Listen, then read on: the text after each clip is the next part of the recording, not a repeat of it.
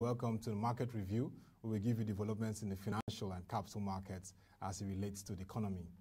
Today we have leading conversation around focusing on the NASD Plc and the Unlisted Securities Market in Nigeria, Mr. Bola Ajomale, MD of the NASD Plc. Nice to have you on the show, Mr. Bola. Thank you very much. Yes. And also my co-anchor joining this conversation, Mr. Boason Omofaye, CEO Frontier Africa Reports. Boason, Happy New Week to you. Thank you very much. Good morning, and it's good to see Mr. Ajomale on the show today. Yes, yes. It's an honor. It's good to see you. Yes. And for all the viewers looking at last week, the NSD OTC market closed and cap increased at 3.2%, which showed that it closed at 517.69 billion naira in terms of capitalization. Very interesting result. But let's look at how the NASD has been navigating post-COVID-19 pandemic and leveraging the business continuity plan. Give us an update on this, Mr. Bola Ajomale. How has the market from the unlisted security space been able to navigate this period? I think back to where we started from and the structure of our markets, because that's a very, very key part of how we've been able to navigate this whole situation. When we started the market 2014, the idea was to start a market that didn't have a trading floor, and we wanted to have a fully clouded market, which is what we started with. And so by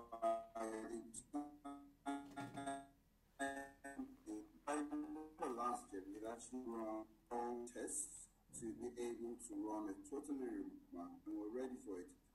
Anticipation of any pandemic or anything, we'll just thought if they're thinking of changing a platform, and one of the very first criteria was it must be a company that does not require any kind of physical connection. All it should be is a totally clouded market. Even as we're upgrading philosophy, as it so happened, by the time February hit, we were totally ready. All we needed to do, however, was to make a couple of tweaks, especially to in regards training of participants in the market. So once we had got the training aspect figured out, we were able to run. And so we were actually remote before the lockdown started. Mm. And now, if you look at the approach, okay, go on. You can go on. I'll say that's regarding our operations. Regarding activity on the market, now that was a totally different matter entirely. Regarding activity on the market, the operators of the market still had a lot of, again, they're in a brokerage position, so they're interacting with their clients, they're taking orders, their clients are assessing the situation before they decide to invest or not to invest. And so when the pandemic hit and it became a major issue, I think a lot of them, first of all, of course, the first reaction of any investor when there is a bit of a shift to the system is return to cash.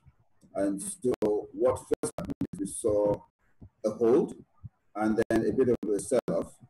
And then as time went on and the situation it's clearer, people started coming back into the market. So that's what we saw. Mm. Very interesting. You know, when ProShare, Nigeria's leading financial information hub, did a report on your activities, the NSD Markets 2018, that was a report. We identified the fact that you having an independent web-based trade platform, the BITS, for brokers, daily remote trading from anywhere was going to be a game changer. And that must have had a very positive impact navigating this period of the pandemic. Mm-hmm. Yes, it did indeed. And you know, the bid system, as you mentioned, is totally homegrown. We are very firm believers in encouraging the local technology industry. We have embraced the fintech industry in all aspects. We have got 3 platforms. 2 of them. One of them is a portal. Actually, there are 4. The 4th one is coming. I'm sure we'll talk about that. Our crowdfunding platform. But all our platforms really have been homegrown, and that makes it easier for us to improve them over time. It also means that it's scalable, and the approach, I think, is paying off. Yeah, yeah, very, very well.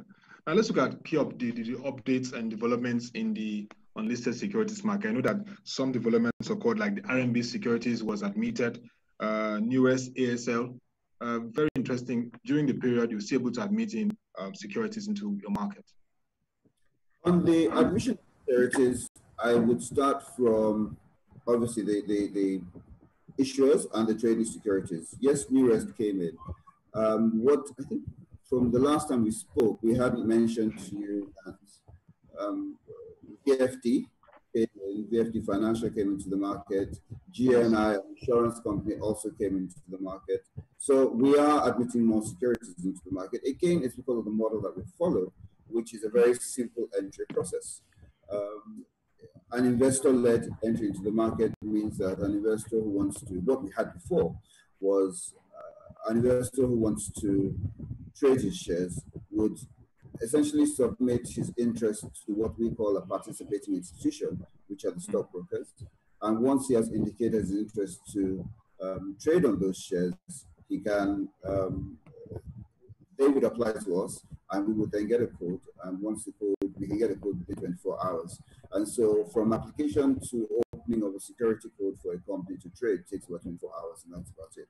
Of course, it may take a few more hours because we do our checkings to make sure the company is actually a properly registered, responsibly registered company at the SEC and with CAC. But once they clear that hurdle, it's open to trade. So we brought in ASL, and the entry of ASL was actually a very interesting one, in particular because it came in for the first time, not through a sell interest, but through a buy interest. In other words, we had some investors who want to buy the shares, and ASL has, I think, done relatively well over the last couple of years. It actually paid a pretty heavy dividend this year as well, I think in the 7 naira range. And as a result, there has been a buy interest, and by the time we got a quote price and we got an interest, we opened the security to trade. Yeah. Yeah. So, Mr. Boason, you can hear the initial steps taken, and of course, the activities in the market.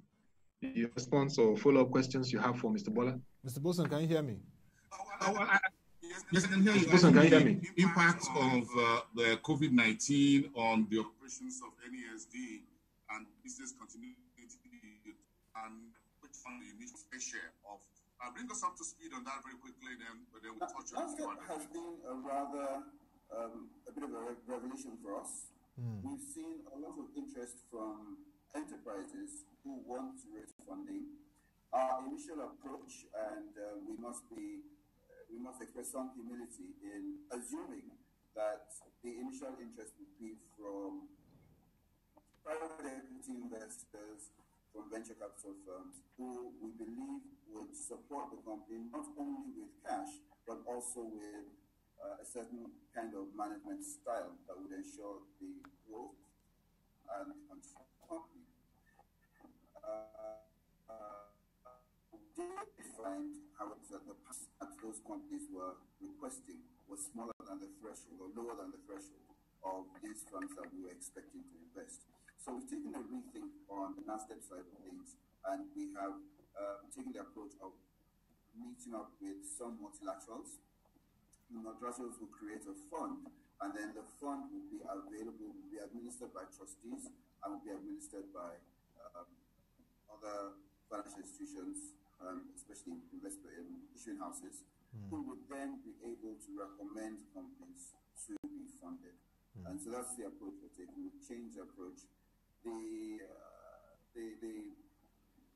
advent of the COVID pandemic meant that we had to slow down because even all the multilaterals have now been totally not distracted, but they refocused onto actually giving relief funds as opposed to growing enterprises. So there'll be a bit of a wait on before we see serious action on the NASD side for now. I think by the time we get clarity how the pandemic is shaking out, by the time we get a dimension as to what needs to be done in terms of even just relieving relieving starvation. And by the time we get through that, then I think the multinationals will again be open to look at investing in enterprises and growing enterprises in Africa and in Nigeria in particular. So if I may just...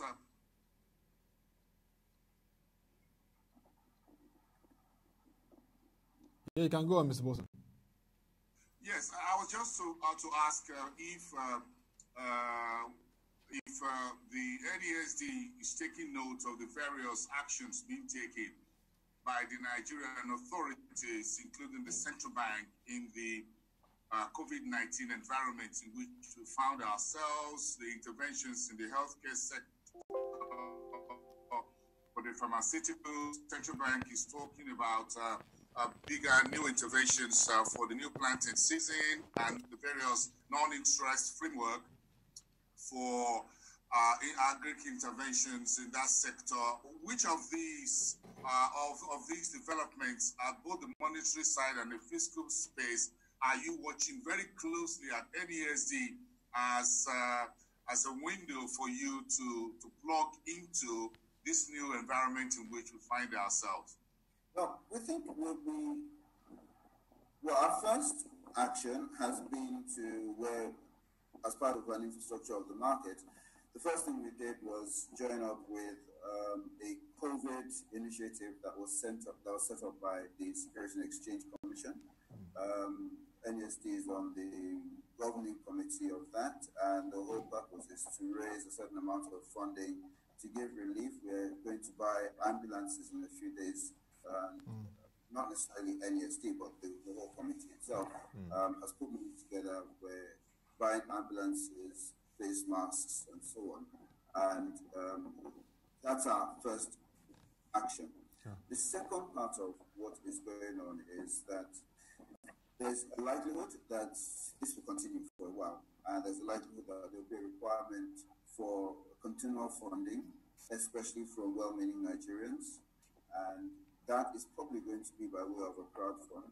We have a crowdfund platform called VentureApp, which is not yet launched, but by the time that's already informed the SEC that platform is available to the SEC to use. I think, the SEC is coming up with rules they've come up with draft rules on equity crowdfunding, but for now, donation crowdfunding is going on. And so we can actually open that platform for donation crowdfunding for the use of, one, the SEC, and also as an initiative to assist, especially healthcare, which is where our major concern is. So that's part of what we're doing as well to support. In terms of where is our interest, we believe that a lot of enterprises a lot of companies, and I always use the term enterprises because when people talk about SMEs and so on, it seems to place a cap on companies, and there's a requirement for capital from both large companies and small. So I always use the term enterprises. So forgive me for using that. But I think enterprises across the board, both large and small, would have to rethink their strategy for this year. A lot of them have changed their budget numbers, their requirements, and as they are going to be looking to raise capital. I think a lot of investors have also looked at how much they have, and they, again, will be looking to invest. They're not going to spend everything at once. I think there will be a reprioritization of I think responsible investing is going to become a very major aspect, and I think the more ethical and more responsible investment opportunities have been of interest to NASD, and I think that's where we will be looking and focusing a lot of our attention. I think there will be some areas of the economy that will not receive a lot of investing, and there will be others that probably would be very heavily invested into. And not all of them will want to list on the full market. Some of them would want to get some investors who would come in, but provide them with the opportunity of secondary liquidity, which is where we are. Okay. Now, speaking about the crowdfunding and the fact that we need to deepen that in our market space, in our country, it's nice to hear that you're bringing that innovation and, of course, pushed it to the Securities and Exchange Commission. With the new leadership coming on board, how would you like them to effectively provide this regulation that will deepen the space for crowdfunding and other source of financing in this period, which we really need as a country? Stakeholders even need the capital market community to have the capacity to mobilize funding at a level that we can finance critical projects and support enterprises in the country. Crowdfunding takes different forms. There could be crowdfunding for donation, for reward, or for investment. I think crowdfunding for donation as a charitable exercise, crowdfunding for reward as a loyalty to the customer. I think those two are well set and are running quite well. I think they have actually been going on in the country for a while. When it comes to crowdfunding for investment, that then becomes a different ballgame entirely, because there's a certain level of accountability that is required from the enterprise. There's a certain kind of return that is expected by the investor. So that becomes a different matter, and that's where regulation then plays a very large part, or a very important part. We, over time, have found that there has always been a difficulty in ensuring, one, that there's accountability from the enterprise that's raising the funding, and two, monitoring the returns that come to the investors. So I think that's where there's a bit of a challenge all around for the crowdfunding industry in general. What if someone raises money and then doesn't apply it to the purposes that they said they would? A lot of the time, if it was a large company that's doing an IPO, then clearly there would be some monitoring that is going on and the money is enough. But when you're talking about a crowd fund, right now the rules say the limit is, I believe, 100 million naira. That's not a very large amount of money. And then you're talking about packets of no more than 10% of people's income. Again, you're talking about some people investing maybe 100 naira, 1,000 naira in 100 naira and 1,000 naira packets. How are you going to account to those ones? So those are the knots that needs to be, or those are the fine details that need to be ironed out. Is compliance going to be monitored by the crowdfunding platform, or is it going to be monitored by the SEC? Would the SEC really be able to monitor every single crowdfunding case, and be able to administer every single crowdfunding case, of which there will be thousands to start with? So those are the issues that have slowed down and have made everyone take a second look of, hang on, let's review this crowdfunding process and see how we can make it work. We have got a structure in place. We are speaking with the SEC and with other bodies. The fintech industry is very, very interested in this as well. So there will be mobilizations, there will be responses, but I think the monitoring of it and ensuring accountability is really going to be what will make it successful or not. It will take only two issues or one issue going wrong for everyone to say, leave this alone for now, let's improve it. On the other hand, it will take a couple of successes for people to think, hang on, we can mobilize funding this way, and there is a good accountability. So I think, again, there will be a certain level of responsibility on the platforms, and the crowdfunding platforms, to ensure that what they are, or to at least to a certain extent, and you can't ensure, and you can't guarantee either, but to a certain extent, try and confirm that the possibility of this particular crowdfunding initiative to render good returns, and I'm not talking about returns in terms of profitability, but good returns in terms of accountability. There's a possibility that this company would be accountable to those that it raises funds from. Once you have that, then I think the industry can take off and we can successfully mobilize. Okay. Well said, Mr. Ajomale. I think you've just spoken to a very interesting development, nascent development in our industry. My thinking here is that perhaps if it's not too early for those of you who are the front line of the market to speak to the SEC and perhaps organize a webinar that will bring the SEC and those of you who are securities exchanges and these crowdfunding folks around the table for them to understand what the market requires and what SEC is bringing to the table, and those of you who are the trading platforms are bringing to the table, and for everyone to understand the rules of engagement before we get started. I think this is very important, and that's my suggestion at this point, that there needs to be a one-day or a two-day webinar, perhaps led by NASD or led by the SEC, to bring everyone around the table. This is very key before we step into the waters. Again, for those of us who remembers very well the private placement and the market situation of 2004 to 2008, and in terms of all of that, crowdfunding, 5,000, 1,000, when profit motives come in, folks may not behave true to what they said they would do. So the integrity of the securities market, for all of you who are leaders in the market, is very, very crucial. So while we are innovating and try to bring in, to open up the market for more financial inclusion, because I see crowdfunding for equity as more of financial inclusion, bringing innovation and creativity to the marketplace, we need to have a two-day or a one-day, a couple of hours for everybody who is doing crowdfunding to step forward and explain. Now, this will allow those of you who are securities exchange owners and the SEC, the regulators, to harvest some ideas or knowledge or information about what is going on, who is who. You can collect data, use this opportunity to collect data on those who are doing crowdfunding.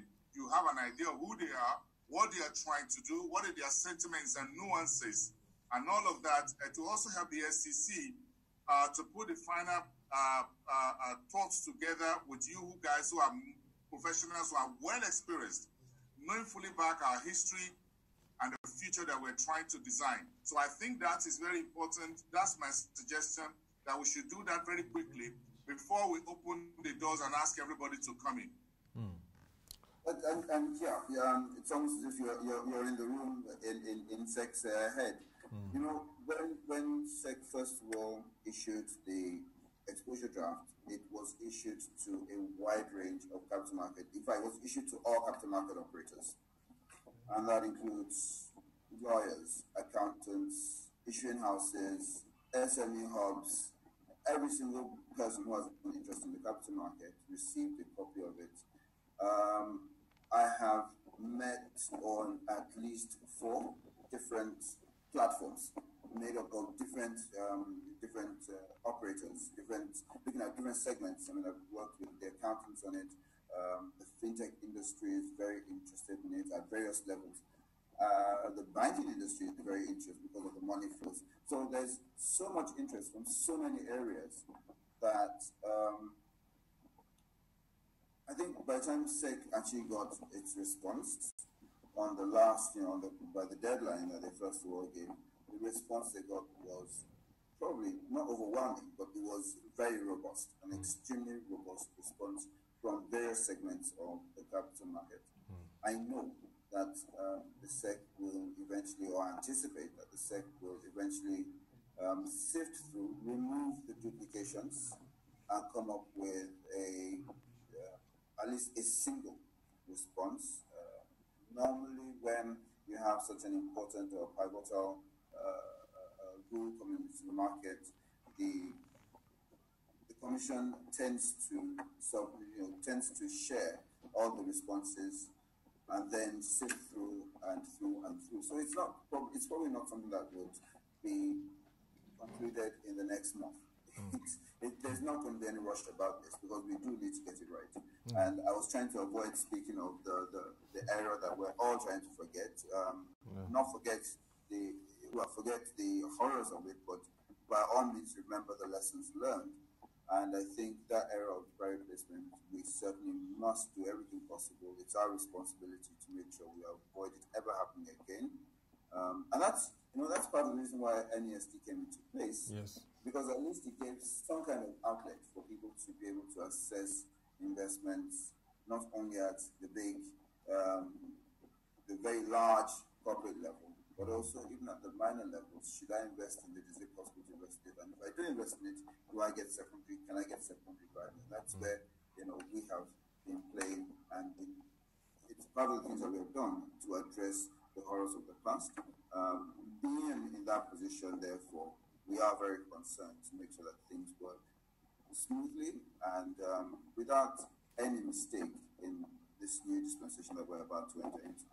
Yeah, I mean, the NASD shows the prospect of deepening and driving our market liquidity and, of course, like you said, opportunities for more investments. And NASDEP, the NASD Enterprise Portal, provides opportunities for enterprises, high-growth companies to access long-term funds. And very critical, when you look at our pro-share market report on NASD 2018, we emphasize the importance of effective ease of doing business processes in Nigeria. That will be a key trigger for your activities, and also the domestic economic growth and stability. Those were two part of the things that we talked about in terms of how from the macro and in terms of the business environment, the activities of the NSD can scale. I'd like to get a traction. What has been the traction like prior and then during this period of the COVID-19 in terms of the NASDEP activities and high-growth companies accessing capital, factoring the fact that, yes, the ease of doing business has been a priority of this government, and also the fact that now we even have the economic sustainability plan rolled out by the government? Yep, so we touched on this earlier on. I think NASDEP has slowed down over this period.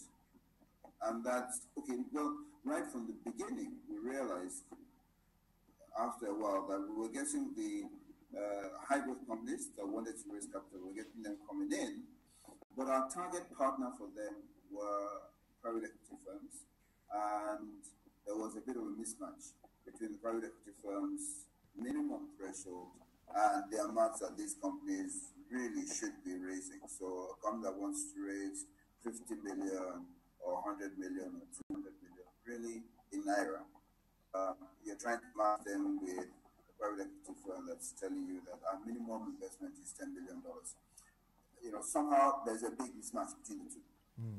And so because of that, we then took the alternative approach of meeting up with some multilaterals, some like the FTB and so on.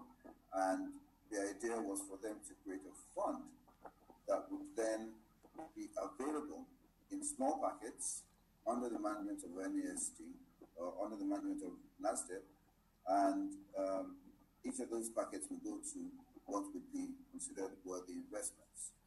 That was the plan before the pandemic hit, and once the pandemic hit, really a lot of things were put on hold. And as I mentioned, a lot of focus moved away from let's support enterprises in their capital and in their growth to let's make sure we have got PPEs and ambulances and health centers and so on. That's where the focus first of all shifted to. Let's, as the term has been used time and time again, let's even assess the curve. I don't even think in Africa we have established the curve yet. So that's where a lot of the focus has been, rather than on let's support business and growth. It's not business as usual anymore. I think there's been a change in everyone's plans. There's a bit of a wait and see in terms of regular day-to-day trading and investment activity, not to talk of in terms of encouraging new bold ideas. I think that would hold for a while. So for us, NASDEP is going under a refocus. It is refocusing. The implementation of what we see as the right focus probably has been delayed by about 6 months. And there's very little we can do until there's a bit of a more settled environment. There's very little we can do to stimulate it. People will not invest in new ventures when the first and the most critical aspect of feeding and staying healthy is paramount in their minds. That's really interesting. And when you look at our market service report from ProShare from January to May, it shows that, yeah, you still have 1% of the total capital market ecosystem share, while the others take the chunk. And there is opportunity for massive growth and deepening of the unlisted securities market. At this point, what are those things you're saying that are critical at this period to really deepen what has been described as prospective high-growth markets? Okay, so it's one thing deepening the market, it's another thing broadening it. In terms of broadening the market, I'll address that one first. Broadening the market in terms of bringing in new securities and widening increasing the number of investors and so on. What we can see or what we anticipate anytime from now, for example, the shares of the Nigerian Stock Exchange will be trading OTC on NASD.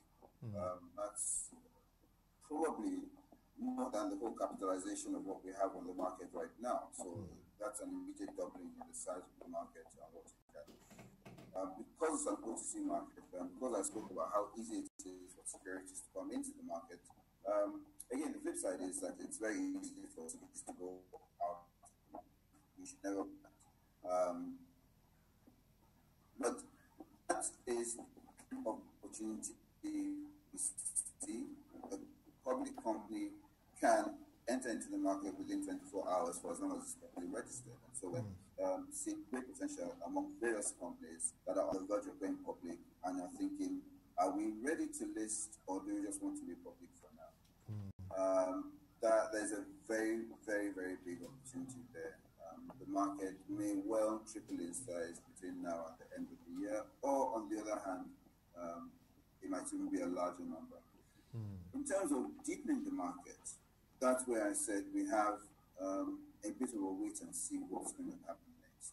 And that's because even the economy itself is, the growth has slowed down, even in the economy itself. And the economy does need to grow before the markets can grow, really. There are very few industries that would grow when the economy is not, especially in the financial sector. However, there is opportunity always in sports, but then again, even if there's opportunity in sports, you're not allowed to gather anymore. So again, that counters it. So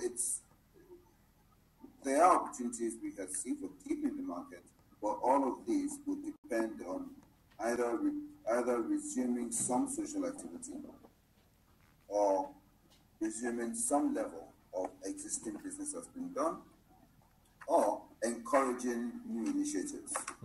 So I believe there will be some kind of recapitalization in the aviation industry when they start restricting the airplanes. To get an airplane back in the air is going to take a significant amount of investment. There could be some capital raising going on there. There's certainly a lot of capital. So it's as diverse as you can imagine. There will be, as you mentioned, there's a lot of focus on agriculture right now. Not all agricultural projects will depend on grants. Some of them would actually look forward to investors coming in. That's another opportunity for as long as it's open to public investors.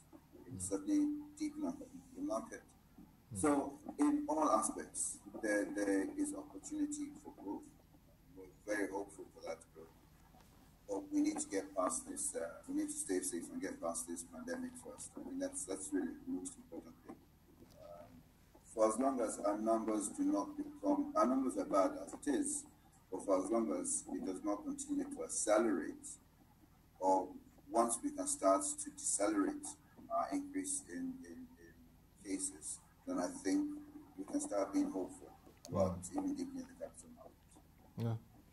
Mr. Boason, you have your thoughts on what Mr. Bola Ajomale has said about the need for the wait-and-see approach, but yes, opportunities for recapitalization. Yes, for industry. But one of the stories that I think is the biggest that Mr. Ajomale has shared with us is the plan for the shares of the new Nigerian Stock Exchange to start trading OTC on the NASD Plc. This is good news. This is big news. Yeah. This would the markets across board. This is something historic that is about to happen. And on our side, Frontier Africa Reports, we really congratulate the Nigerian Stock Exchange and the NASD working together to see this major landmark events, activities get started on our Nigerian market. Yeah. That's a big congratulations ahead on making this happen. Yeah. We appreciate that. We're looking forward to that. And it ought to be a very big day, by the way, in case you guys are planning. Definitely. Yes, definitely. Croatia and WebTV will always monitor that. We always monitor the market. We have to make it big that day to have this first major development in Nigeria's history. Yeah. This 60 years of this country and 60 years of the Nigerian Stock Exchange. Mr. Ajomale had been part of the Nigerian market for 20, 30 years and more.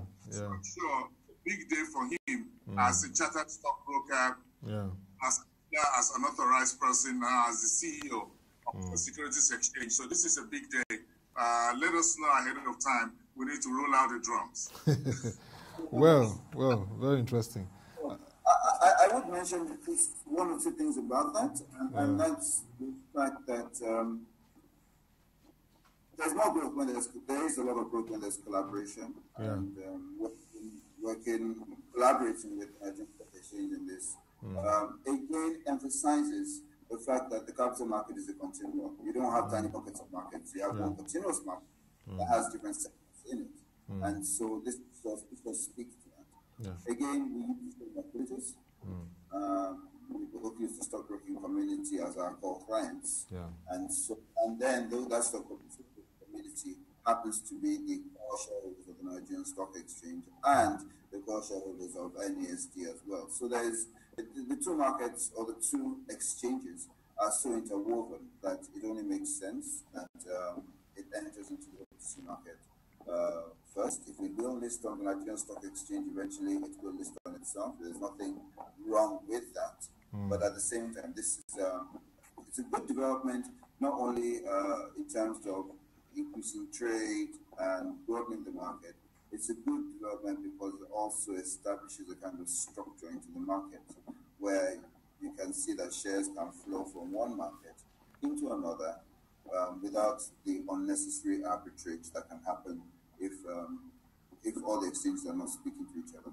Okay, Mr. Bola, in just a minute as we wrap up, tell us about your 7th annual general meeting coming up this Thursday, June 25th, which we carried in our debrief program where we give insight into key activities to watch for the week. Yes, it's a virtual AGM by proxy. How's the preparations to follow the guidelines, and what do you say on how the regulators have provided this avenue for holding AGMs? We, as an exchange, we've seen quite a few companies coming with their AGMs, online AGMs, and we've seen the success of it. Something that I think we'll never take for granted again is the fact that circumstances can come and will change the way we think. I think, I'm sure we've all heard the term, this is the new normal. It probably is the new normal. SEC, not in anticipation, but SEC had at one stage had said, stop sharing gifts at AGMs and so on. Who was to know that by this year, AGMs will not even be physical anymore? So it is the new normal, and that's the way things will go.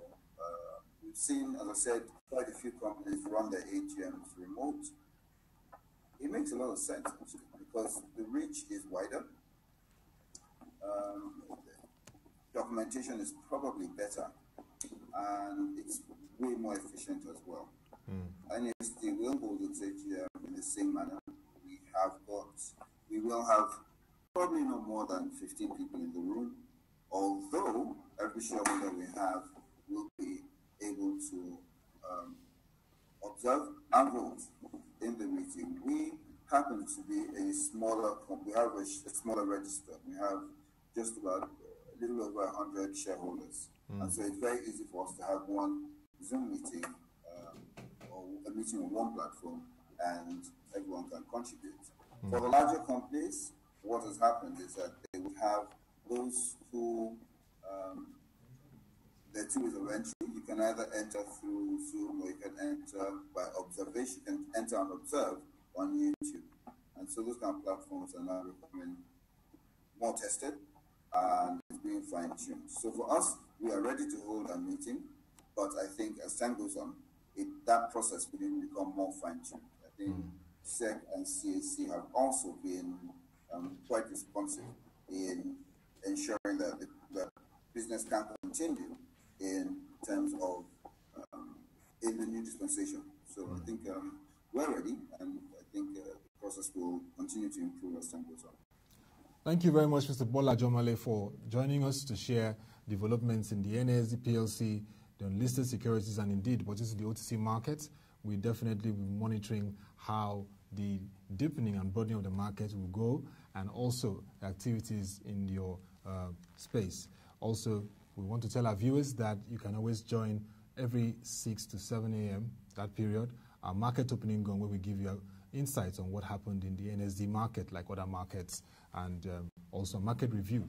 We'll also be giving you updates. And then on Thursday, June 25th, 2020, is the AGM of the NSD. Hope to give you some updates from that too. Thank you very much once again, Mr. Bola Ajomale, and we wish you all the best as you continue to lead activities in the NSD and deepening that space of the market. Always good to talk to you, bro. Thank you very much, Boason. And it was also nice having you, Mr. Boason Omofaye, co-anchor and CEO of Frontier Africa Reports. Let me release you to go on to continue to do what you do best in the financial journalism space. Thank you, viewers, for joining us today. It was an interesting conversation, the market review. We hope to continue this tomorrow. Join our website, www.proshng.com, to watch our videos with our news reports and analysis. Till we come your way again, thank you for watching. Have a nice day and stay safe.